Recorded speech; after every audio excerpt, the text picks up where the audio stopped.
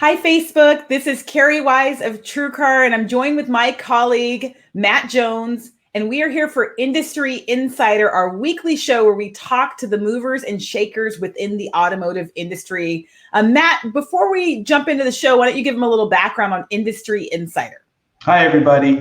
Love to give you a little background on Industry Insider. Industry Insider is one of the things that Carrie and I and a lot of people at TrueCar are really proud of and happy about. It's an opportunity that we take every week to share some of the best and brightest in automotive with the rest of the automotive dealership body. We've created this show because we understand the times are challenging. People need to learn stuff. And sometimes the best way that you can learn is actually by talking to and listening to people who live the same life as you, who are living in your same shoes, who are doing the same day-to-day as you. And so that's why we bring you every week Industry Insider dealer-to-dealer conversations. Carrie's a star. I'm less of a star, but the true star of these shows is the dealer that we bring on. So thank you for joining. And if I can ask a favor, please share this content with your friends who are in automotive. The more people who can see it, the more people we can help, and the more dealership lives we can impact, even if in a small way. So that's a little bit about our show, and we're glad that you're with us today. And the show is brought to you by TrueCar. I encourage you, if you're a dealer, to find out more about TrueCar, our program, our payments, our trade, all those different things that are coming out on TrueCar. You can go to truecar.com/dealer. And if you want to see this show and other content in terms of articles, infographics, we also have a dealer blog that we encourage you to go to at truecar.com/dealer blog. So we have so much to cover in this show, and we're going to jump right in. As we mentioned, share this out to your audience, and I'm going to share it while Matt introduces our guest. Today's guest, we're super excited because in this segment, we're just going to be talking about the subject that is on everybody's mind, and that is remote retailing. Our guest is Joanne Burgherr, and she is an industry veteran. She's a GM with the Del Grande Auto Group in San Jose. And if you don't know, if you're not familiar with DGDG, it is the largest family-owned dealership group in the Bay Area. It's home of the no-brainer deals. They're incredibly popular in the Bay Area. And one of the things that people love about them is the stores work really, really hard to make the whole transaction, the whole car purchase transaction easier for the seller and the buyer. So there's just been a whole lot of goodwill around this group, and everybody seems to love them. So without any further ado, let's just bring on our special guest, Ms. Joanne Burgherr. Joanne, how are you? Hi, Matt. Hi, Carrie. Thanks for joining us.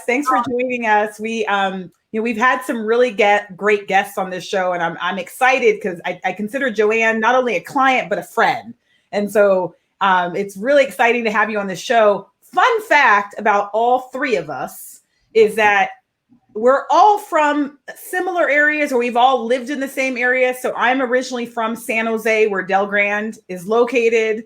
Matt's family's from San Jose. And fun fact about Gilroy, Matt, you share that part. Yeah.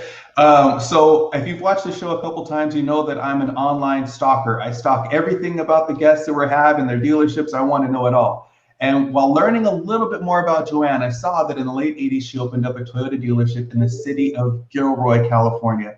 Gilroy is known for garlic. Gilroy Garlic Festival. In the late 80s, there was like 50 people who lived in that town. I happened to be one of them. I was in the same town that Joanne was launching a store for. And that just seems incredible when you consider what's the likelihood of being in this small town at the same place at the same. And Joanne, something about donkeys. So, Matt, it's so funny. You're one of the few that remember Gilroy in the 80s. And now, of course, people who live there know that it's a lovely community that's really grown so much. But in the 80s, I had just moved up from LA, a recent graduate from UCLA. And so I leave, the cement and the marble and the glass of Westwood. And I land in Gilroy. And I'm driving down my first street, and I look to the right, and there's like this Mercado grocery store, and they're offering donkey rides. And I just pulled over, and I was like, oh my God, where have I landed? Donkey rides. But I came to be very fond of donkey rides. We actually ended up having them in the dealership and in the lot. So, but it was my first taste of Gilroy, and never looked back. Awesome. Great.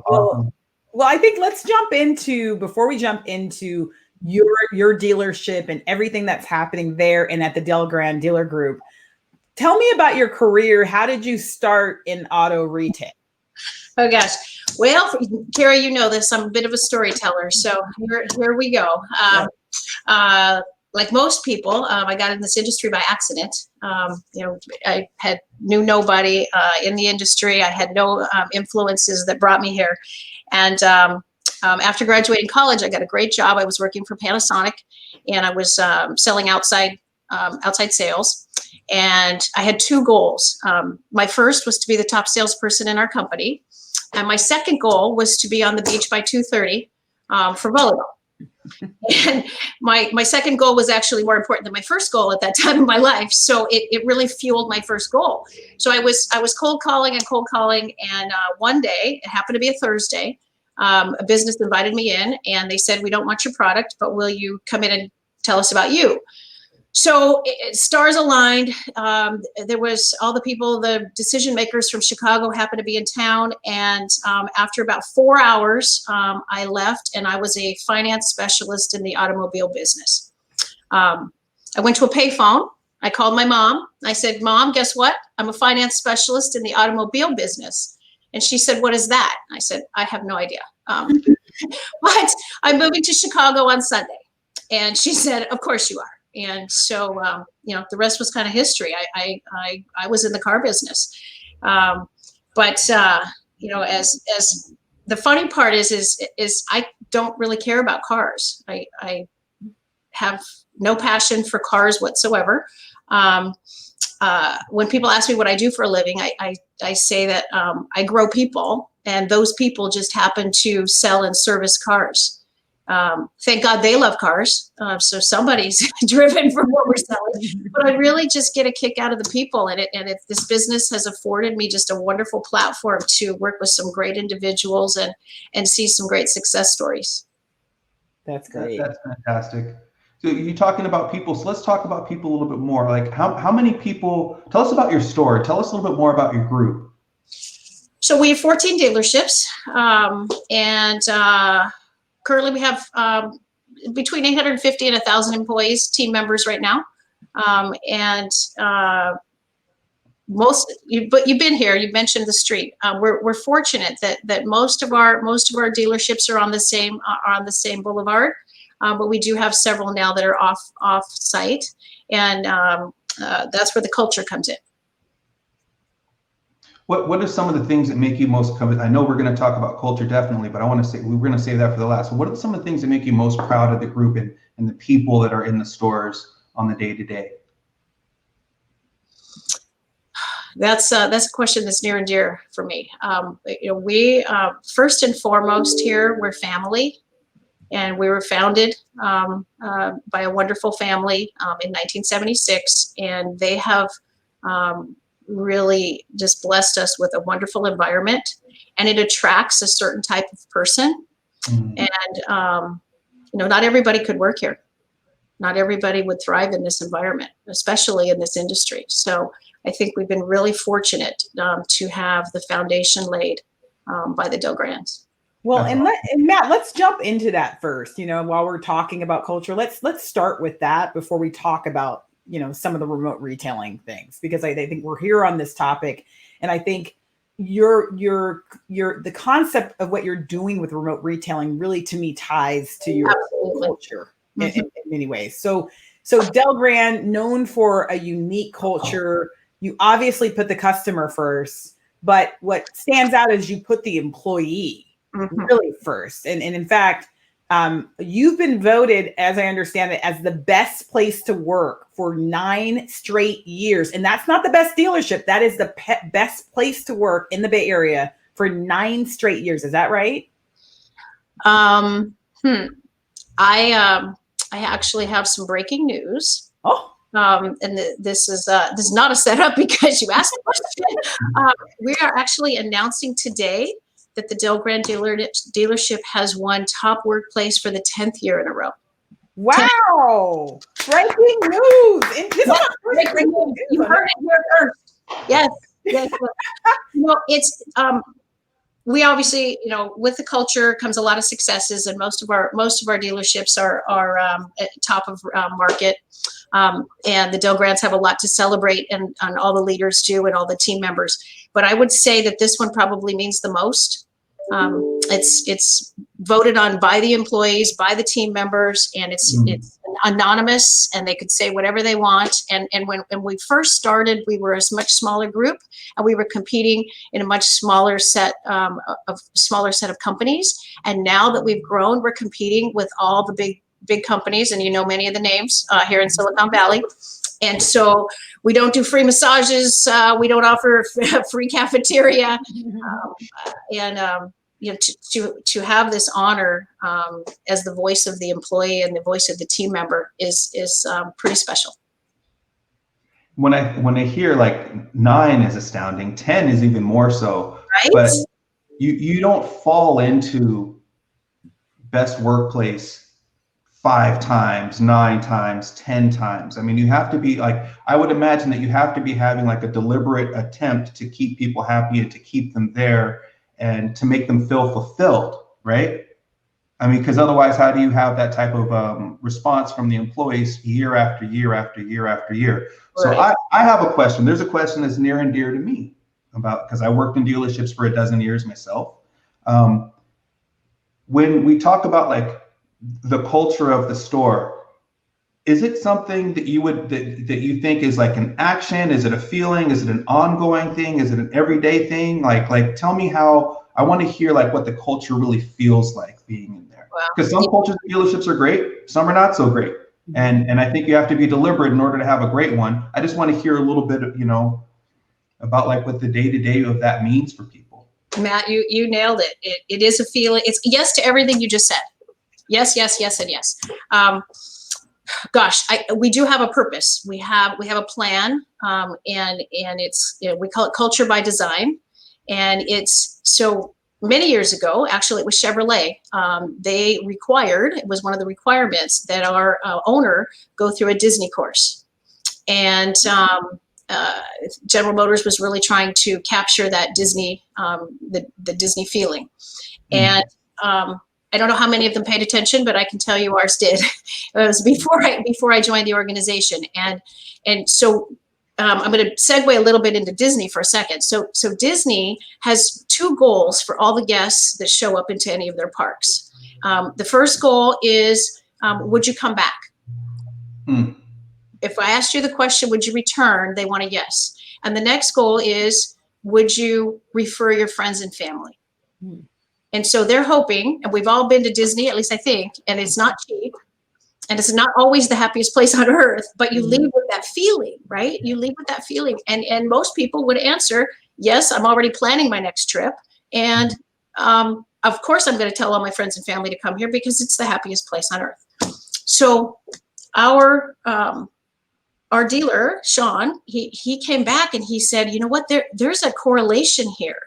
We are a repeat and referral business. And how about if we approach it that way, where if you ask all our guests that come in, would you buy another car from us? And would you refer your friends and family?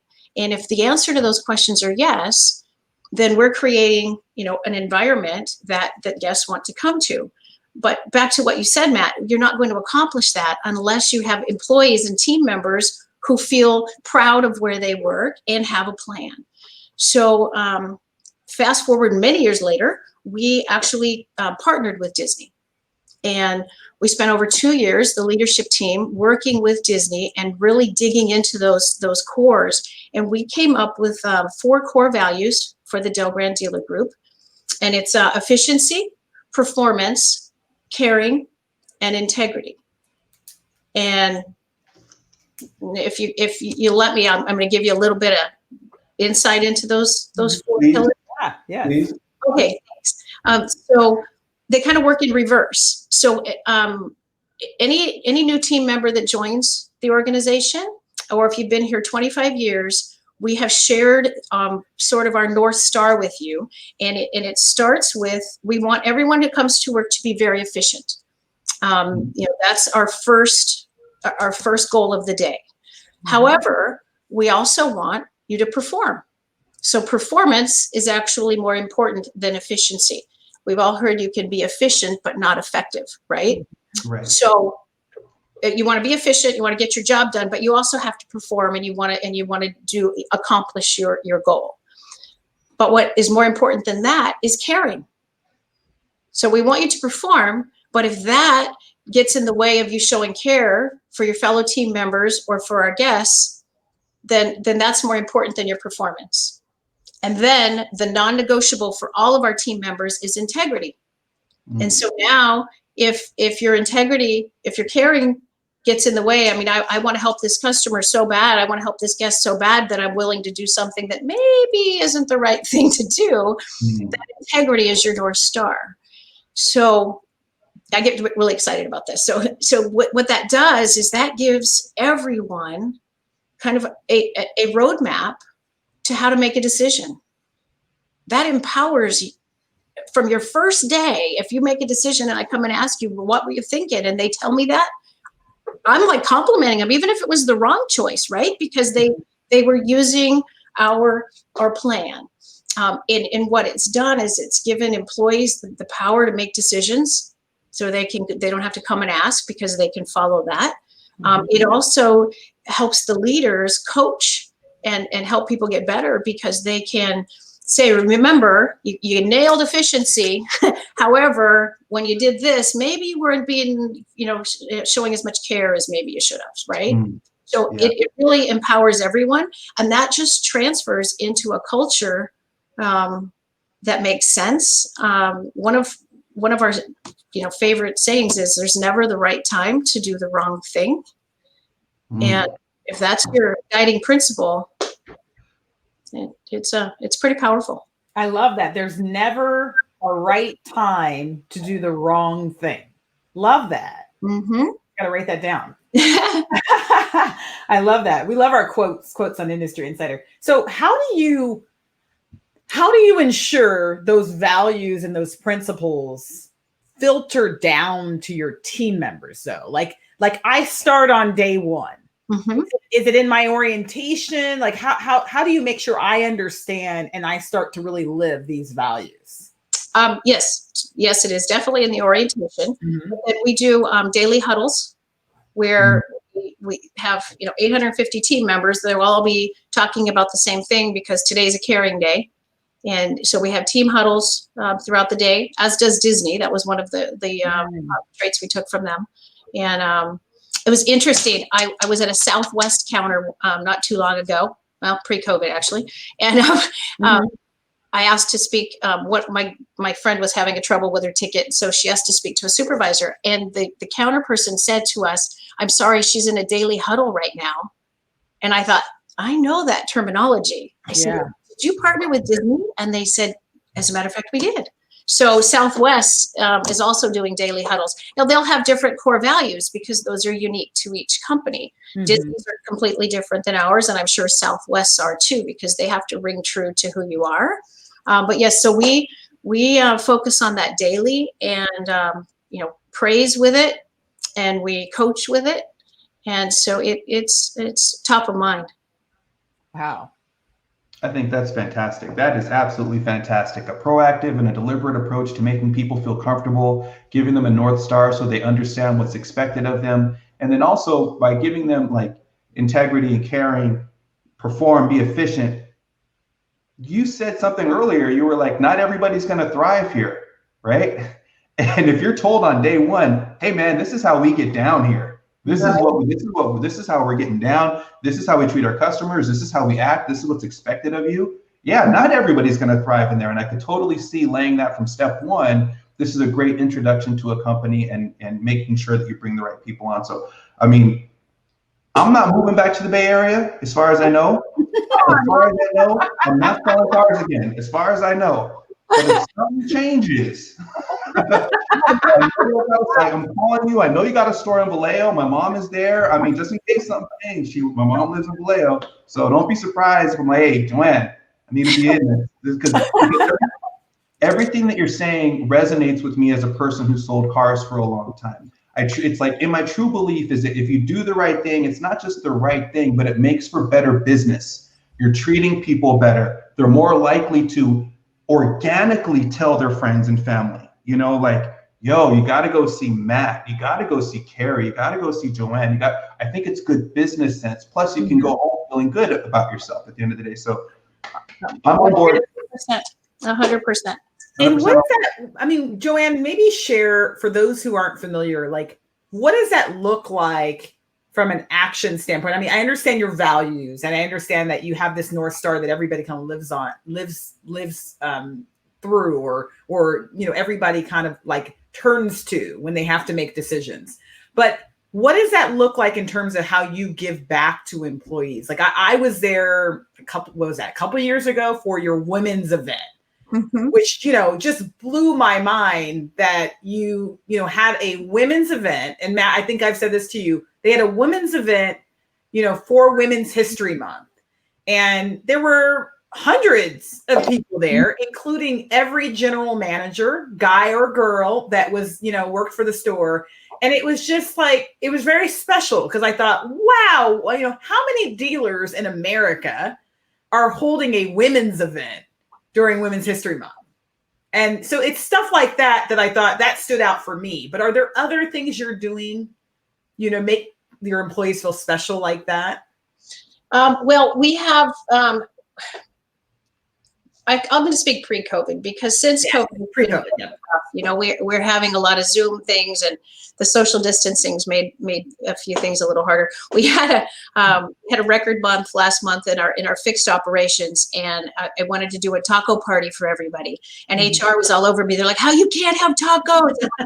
I'm going to do it, and we did it. And I had like the little footprints, and everyone had to stand 6 foot out, and they could walk in and they could get their taco. HR came by and they're like, "Dang, she figured it out." Social distancing, but yeah,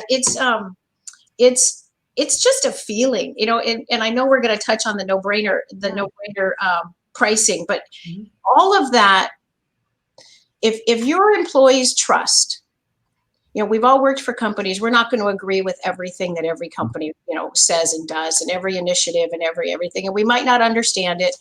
But if you know that your company has made those decisions for the right reasons, it's a lot easier, you know, to get behind it and figure it out, and at least give it a chance. And one of the fantastic things about here is, once you do that, if you come up with a better way, or you have a different suggestion, I mean, there's ears here. People will listen. And some of our best initiatives, some of our best plans have come, you know, from new employees that have been here a day, a week, a month, that ask, "Why are we doing that?" It's a really good question. How would you do it? And so when they know that they got a voice, and sometimes it's, "Well, that's a good idea, we'll talk about that later." But other times it's, "Holy cow, you know, how did you come up with that one?" So I think a lot of our culture, a lot of our processes and plans are actually a result of listening, you know, to the team members who are in the trenches and who are doing the stuff. And I mean, we've made a lot of mistakes. We've done a lot of stuff wrong. And that's how we've, you know, kind of developed into who we are, and continue to change and evolve, you know, daily. That's great. That's great. I want to, okay, for my friends on here, or for the friends on who are not as familiar with your group as Carrie and I are, let's talk about no-brainer. Okay. The first time I heard no-brainer, I was like, huh? Because I was completely unfamiliar with it, and I want to, you know, we're going to talk about, you know, several aspects of that. But would you introduce the idea, the no-brainer idea, mentality, to our people who may not be as familiar with it, like what that means? Well, the term no-brainer means, you know, no thought, right? So I think that for any guest, I think the biggest fear is thinking you paid too much. You know, if you don't, you know, some people have to get that last dime, and some product specialists or salespeople have to, you know, get that last dime, and those people probably can't work here either, because that's not what we're about. What we have partnered with, you know, some really trusted resources in the industry, and real time we get information that tells us what the transactional prices are on all our brands. And so at any given time, our product specialists can go online, and sometimes they go up because that's where they're transacting. And they can go online and with confidence and with trust say, this is what everybody's paying in our market. And you know, so a lot of other companies, and you know, say this, a lot of people have different ways of doing things, and this isn't necessarily the right way. It's just our way.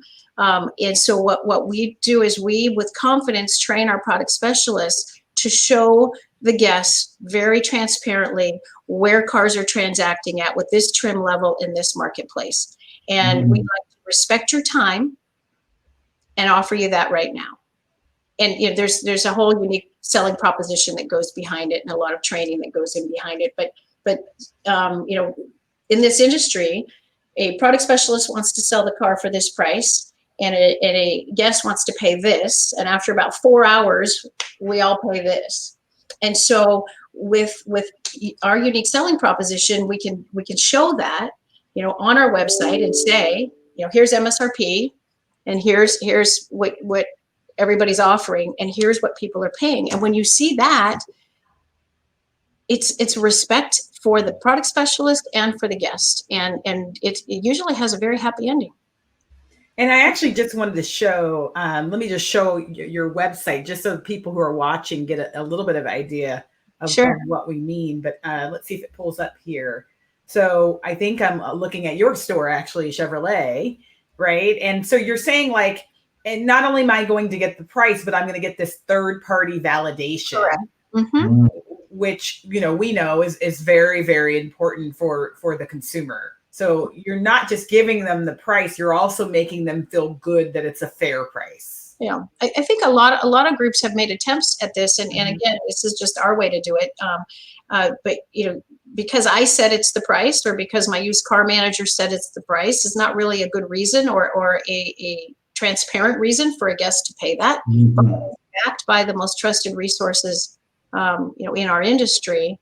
And what happens is, you know, we're not going to get rich on any car deal, but we're going to do it an awful lot of times. So do you find that consumers want to back you down, though, from that price? So you give them the upfront price, it's a fair price. I think some dealers are nervous about doing that because they feel like that might be a starting point for the consumer, and now the consumer is going to want to negotiate off of that upfront price. What's your thought on that? You know, I was really, really worried about that myself, because I've been in the industry so long. Matt's already mentioned, and I was worried because that's what we're trained as. You know, you got to go do this back and forth.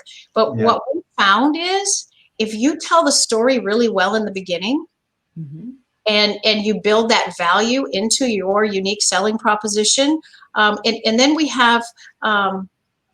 We give them a peace of mind because they can bring it back. So, you know, I've heard product specialists, I was blessed with really good ears. And so I can hear most of them as they're talking, and I hear them saying, you can't make a bad decision here. Wow. Yeah. I mean, you can't make a bad decision because we give you the ability to bring it back, you know, and you would be so surprised. I can count on my one hand how many cars get brought back for that reason. So it's really about telling the story. It's about your team members actually believing the story. And if they believe it, because it's not because I said so, you know, it's because, you know, Kelly Blue Book is saying so, and Edmunds is saying so, and Car Gurus is saying so, and I could go on and on and on, and TrueCar is saying so, right? So when it's backed by the resources they checked, and then you save them time. Right. Yeah. I think, I mean, and to me, it sounds like you're not just giving them pricing, you're also delivering a lot of value.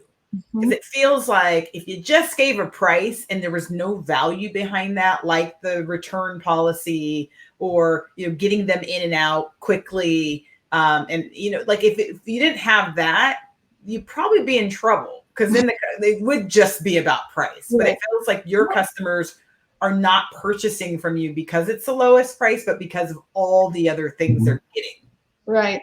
You know, back to one of my first statements, not everybody can work here, because there are still the product specialists out there who love the thrill of the game.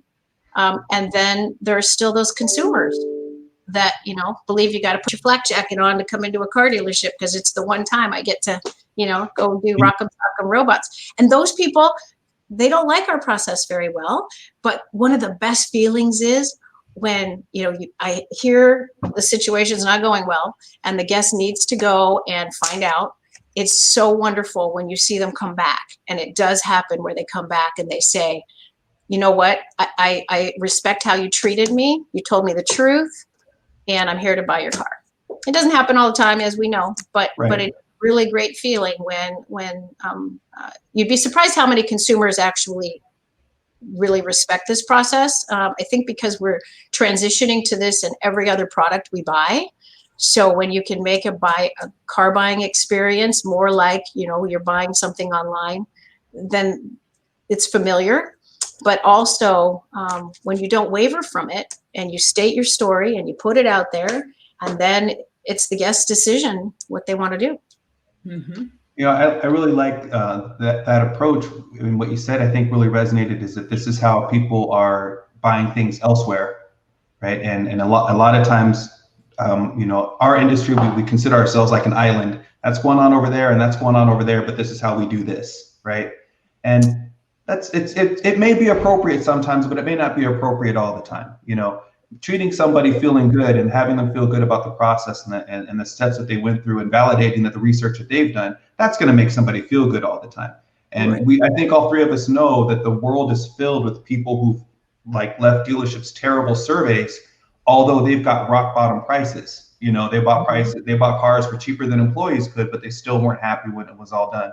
So it sounds like you've struck that medium where you're treating people with respect, you're saving them time, you're validating the work that they've done, you're connecting with what they've done. We already know they've done it. Everybody knows that they've done it, and just making the process a lot smoother up front. But I wanted to ask you something about time, because that's my big key. Like that's my big trigger is time. You said normally, you know, people start here, end here, and we've got like 4 hours in between. Do you have an estimate of like how do these costs or talks go? How do these like price talks go? Are they fast? Are they slow? Like, are they, how would you compare them to norm? So I will go back again to, it really depends on how well we tell the story. You know, when we tell the story, it can cut an hour and a half off the buying process. And also how receptive they are to hearing it. You know, you have to know where they are in their buying process. But we try to make it as efficient and as quick as possible for the guest and for the employee. When we put this no-brainer price in place, we were really nervous, and some people, you know, couldn't stay. But some of our hardest adopters are some of our biggest fans now, because we've got some product specialists who they didn't like it at all at first, and now they're some of the biggest proponents out there, and I can hear them telling the story. So it's great when you can do what you say you're going to do. Well, and it's good when you're an early adopter, I think, on these kind of things. You know, you see with the pandemic that a lot of dealers now are kind of jumping on the, you know, upfront pricing, remote retailing. Like that is obviously what dealers have had to do, but it feels like the players that were doing it before, you know, well before you had to do it, to me, you have an advantage, right? Because you were already doing it. You already had information up front on your website. So I think it really puts you guys at an advantage. Would you say that you had to do it because of your customer? I mean, the Bay Area customer is very different than other parts of the country. Do you think, you know, you had to be more upfront because of this kind of high tech, really, really, you know, well-educated customer? I would like to say yes. Right. That's what I believe. I can't really speak to other parts of the country, but I do know, you know, none of us really like to be sold. You know, I hate that feeling. Yeah. And when I listen to, you know, anybody trying to sell somebody, it's painful for me.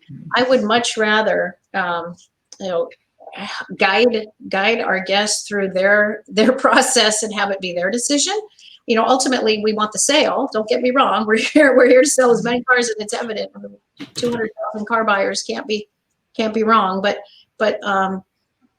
ultimately, if they feel that they're making the decision, everybody, it's a win-win. One of we have onboarding for all our new product specialists, and they're actually in class for over 2 weeks, and they're Wow. yeah. It's back to culture, by the way. That's an important point on culture. Wow. 2 weeks of training, and you have a VP of training. Right. Talk about that for another hour. Yeah. But one of the things in that class that I like to mention is in this day and age, and it might be like you said, Carrie, in Silicon Valley, but I'm going to speak broader. Most people they know they want to buy a car. They've picked which brand. Chances are they've picked the dealership. They've picked the model. They've even picked the trim. They may even know the stock number before they call you or email you or show up. Our job now is to validate their decision and just tell them they're right. And if we make it way too complicated, right? I mean, they've already done all that, and then we got to go try to do something that we want to do. Most people have drilled all the way down to all of those things, and people want to be complimented. They want to be told you're right. So let's listen, and then let's, say congratulations, you made a great choice, and we go get it in detail. Right. It's actually simpler today than it ever has been before. I think we tend to make it too complicated. Right. I love that. But okay, so I've got a question. So a lot of these things probably happen in person, right? Like a lot of the price validation, but we're in a different world now. So I want to use this, as an opportunity to transition to something that you guys just launched not too long ago.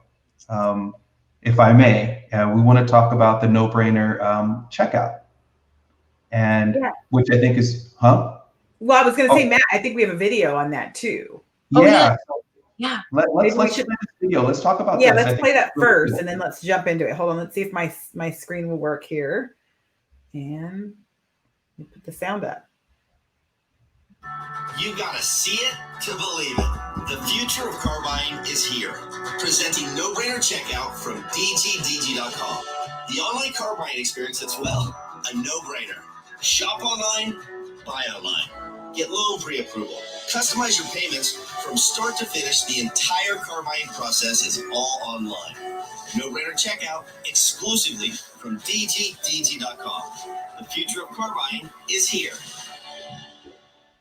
Very cool. By the way, is that Sean's voiceover? It is. Okay. When I was watching it, I didn't want to ask you live on air, but I thought that voice sounds familiar. That is. That's our Sean. He is so good. Can you imagine a dealer owner can do voiceovers too? I mean, it's amazing. Wow. So tell us about this checkout that's been added to the No-Brainer. All right. Well, I'm probably going to blow your minds right now because we were actually really slow to get into this. To actually get into the retail delivery.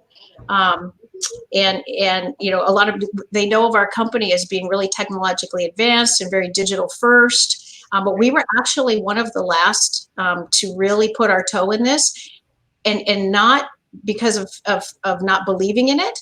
We've actually been spending years in developing of our own platform.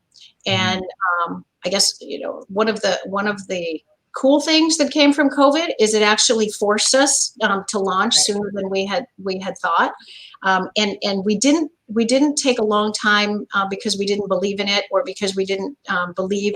We believe wholeheartedly this is the future of automotive. But the reason we took so long was because we wanted to make sure that we had an in-store process that would actually support what we were saying we were going to do, and so it took the no-brainer. It took the training. It took the concepts and the beliefs, so that there's nothing worse than saying, you're going to get this and then you don't get that. So we were very mindful of the launch, and we're super excited it's here. We are only a few months in, and it's definitely the future of automotive. I love it. And the clip is great, by the way. And that voiceover, whoever did that, hey, give him a thumbs up. That's Sean Del Grand, the owner of the dealer, man. Oh, that. Yes. Oh, that's what you said. That's Sean. That's what I was saying. Is that not amazing? I thought that sounded. I was like, okay, you guys know a guy named Sean? Who no, and his voice is that recognizable because I was literally, when I heard it, I go, that sounds like Sean. But then I go, no, there's, he couldn't have done the voiceover. But yeah, that's amazing. He does all of our voiceovers. Absolutely. Oh, wow. He is the Del Grand Dealer Group. Right. Very talented. So when did this officially launch? May? Okay. Yeah, and when we launched it, we really had 3 goals. And the first goal goes back to something we were talking about a little bit ago. Is the first goal was to shorten the time to do a deal. We wanted to shorten every deal by 30 to 90 minutes. That was our first goal. Our second goal we had was to limit the number of systems that our product specialists and our guests had to access in order to transact a car deal. Oh, that's okay. That's fantastic. We're giving everybody one portal to go through where they could complete everything, which, in our industry, even when you're using your CRMs and your different pricing tools, you have to go in and out of all these different things. And so we wanted it to be seamless. And then the third goal was to increase the trust that the guest has with not only our product specialist, but also with the dealership. Well, and I think you bring up, a really good point when you mentioned that we wanted to make sure that our offline process was in line with the online, because digital retailing has been all the buzz for a few years now, but digital retailing has always been thought of, or some dealers have thought of it as this widget on their site. Correct. Yeah, you can get a trade value or you can get a payment, but then, like you're saying, the process wasn't necessarily connected to that. So it could still be disappointing from a customer standpoint. And in fact, the majority of customers never really even embraced digital retailing, from beginning to end. I think in part because of that. So, tell me more about, how you're ensuring the connection between online and offline.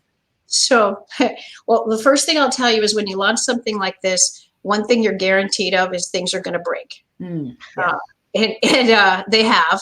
We've had, things don't load, things don't transfer. And so we're really, it's just at the beginning stages of it. And we're having a lot of fun seeing what we can break. And, it's evolving every day. So we originally came up with this plan for the guest to be able to have this experience at home where they can, literally like they're buying another product, and you can put it in the cart. And I'll tell you a funny story. Everyone asks, well, is it working? Well, it's too new. We really don't have good data yet. But I will tell you, one of our first guests that followed the process, it was hilarious. She came running through the door about 30 minutes after she completed the process. And she's like, did I just buy a car? Did I just buy a car? Like, holy cow, here she is. So she had clicked through. So in the system, and I suggest anyone listening, try it. Go on to capitalchevrolet.com and actually go through and do a test. You can pick your car, you can run your credit, you can appraise your trade, you can customize your payments. We have videos on there where you can see accessories, you can learn why you would want a warranty, the benefits of paint sealant, the benefits of a maintenance package. And so you can preload your cart with these different items, similar to shopping at Amazon, where you see, people who bought this also bought this, and you can add to it, and your payment will actually go up and down. So that at the end, when you hit checkout, you've essentially bought a car, and we can actually literally deliver it to you, or you can schedule your delivery. So that's why originally it was done, and we didn't know how many people would do it. We didn't know if anybody would really actually do it. The coolest part is it's now transitioned to our showroom, and it's shortening the time that people are here, because our product specialists have iPads, and they can actually empower the guest to drive while they're here, especially with COVID right now.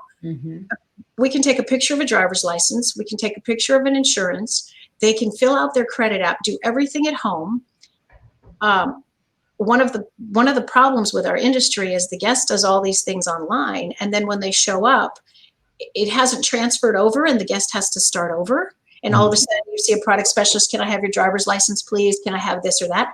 The beauty of this now is it does, and the sales manager can literally have all that there. By the time the guest shows up, their folder's ready for F&I. We're printing.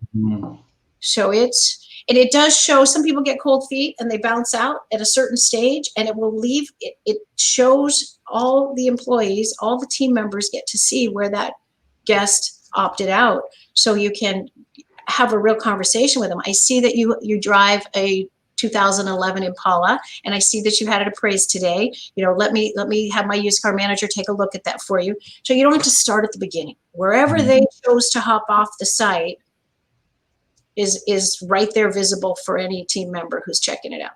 And that is so critical. I think, we've learned that through our own digital retailing program on TrueCar, is that most people don't do everything beginning to end. And the pandemic probably changed that a little bit, but prior to that, at least, most people didn't want to do everything online, but they do pieces of it. They might want to do their trade value and then connect with the dealer, or get a payment and then connect with the dealer. So I think the flexibility is important, that the customer, you still know where the customer started and stopped.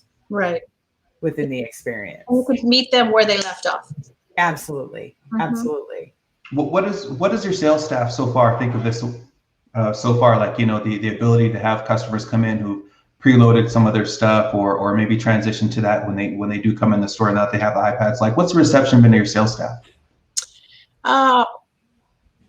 At first they were scared. They were scared. It's we all have our little blue blankie, and we know that that's our security.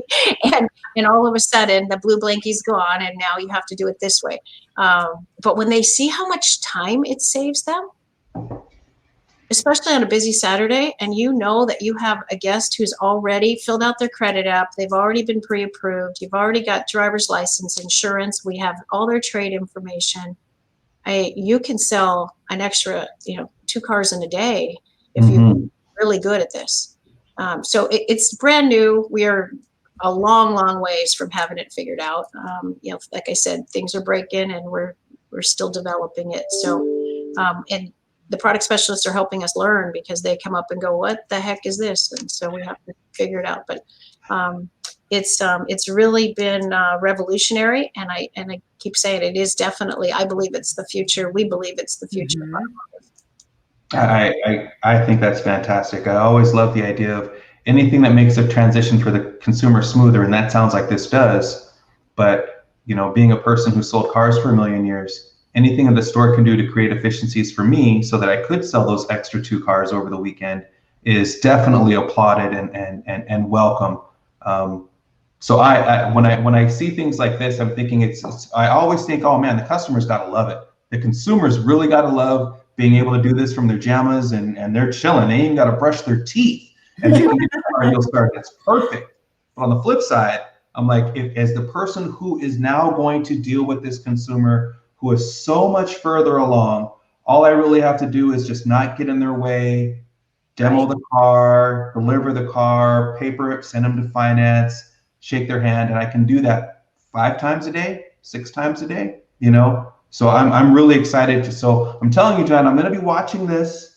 I want to see how it goes, and I want to, continue to follow it and hear more of the wins, especially around the efficiency parts. Yeah.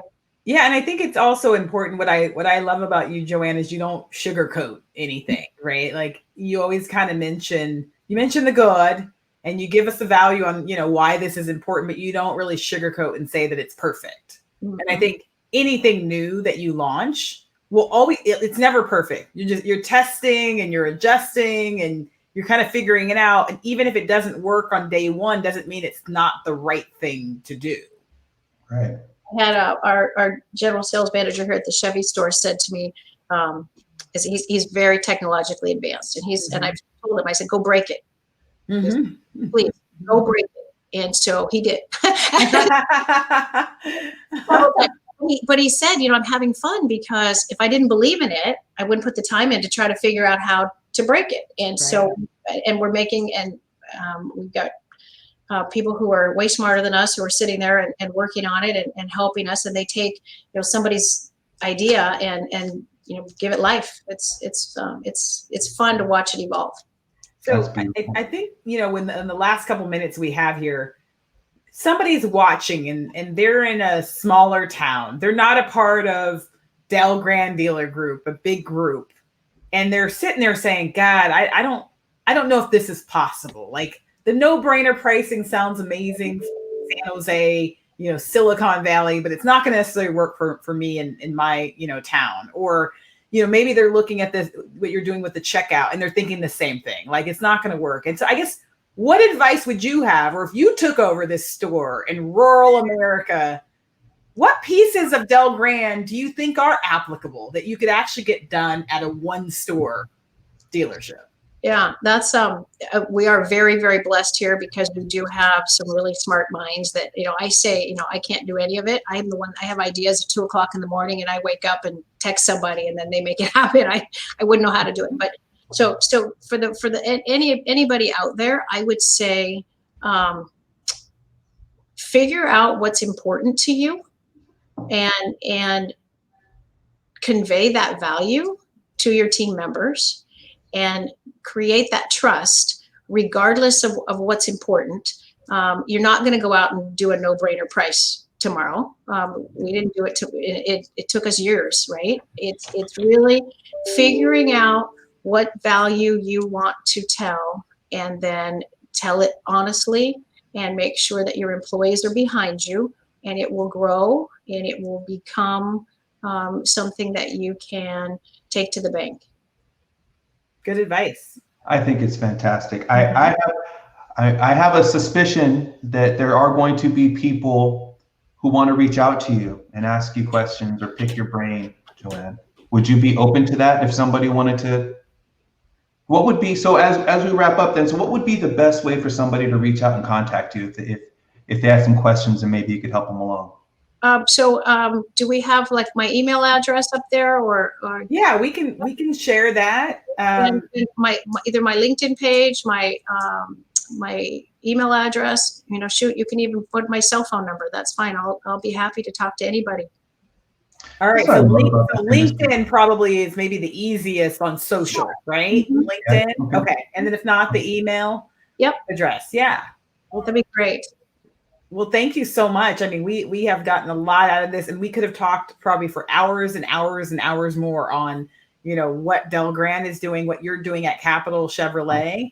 I am proud to know you, Joanne. I mean, you always bring so much insight. And like I said, you always give us both sides, like not just the successes, but the struggles as well, which I think are so important, right, for people to learn from. So thank you for being a veteran in this business for us all to learn from. Thank you. Thank you so much. And thank you for blazing those trails and being an example for maybe people who are not quite as bold as you and your group are. I mean, somebody's got to do it. So thank you for being out there and doing it. And a special thank you for me thank you for creating a culture that encourages people and empowers people and gives them a place where they want to be employed at. I think that's very powerful. Yes. To have 850 to 1,000 people who say, I dig who I work for and I dig working here. Auto retail. In auto retail. Yeah. Not at the balloon shop, not at the surfboard shop, not at the, not at the video game store, in auto retail. So I mean, thank you sincerely. Yes. That's fantastic. All right, Joanne, we'll be back for our next Industry Insider next week with our surprise guests, right? We never know who we're going to talk to, and we like to surprise you. But Matt, what was your takeaway from this show? Oh, well, for me, I just thought it was fantastic how methodical they were about creating a good experience for everybody involved, the seller and the buyer. My big takeaway is that it looks like it's possible to actually serve both and be tremendously successful. And I think DG is showing that it can be done. Yeah. And I think my takeaway in what she was talking about in the last hour was they really learn from non-automotive. Mm-hmm. And it could be the market they're in, but I think it's very smart. I mean, you've heard her reference Amazon several times. You heard her reference the customer experience at Disney and Southwest and all these really non-automotive companies. And I think that is going to be the key to the future, that if we really want to innovate, in some ways in automotive retail, we are catching up to some of the other industries that are kind of already doing that. And I think it's very smart for them to recognize that we got to learn really from outside of the industry in addition to inside. Totally agree. And embracing it. And they're really going for it. Oh my gosh, I'm so glad. I'm sad that I haven't met Joanne earlier. I know I keep people away from you. I'm sorry. I think I hog. It's not on purpose. It's just, I'm like, oh yeah, Joanne, she'd be great on the show. But I'll start introducing you more to my friends. Well, you know what? When I go up to visit my mom up in Vallejo next time, I'm going to, cut through San Jose and say, hey, Joanne, nice to meet you. And it sounds like she might hire you. I don't know. I don't want you to leave. I need you on my team. But if worse comes to worse, although I might be lined up for a job through Joanne as her intern. No. Let's both stay where we are. But just in case, we might be able to get a gig at Del Grande. So, all right. Well, it was another good show. Check out our dealer blog. This will be posted. We'll also be posting this interview on social media. If you want to reach Joanne, find her on LinkedIn. I think that's going to be the best place to find her in terms of social media. And if you want information on TrueCar program, go to truecar.com/dealer. Thanks, Matt, for another great show. We'll see you all next week. See you next week.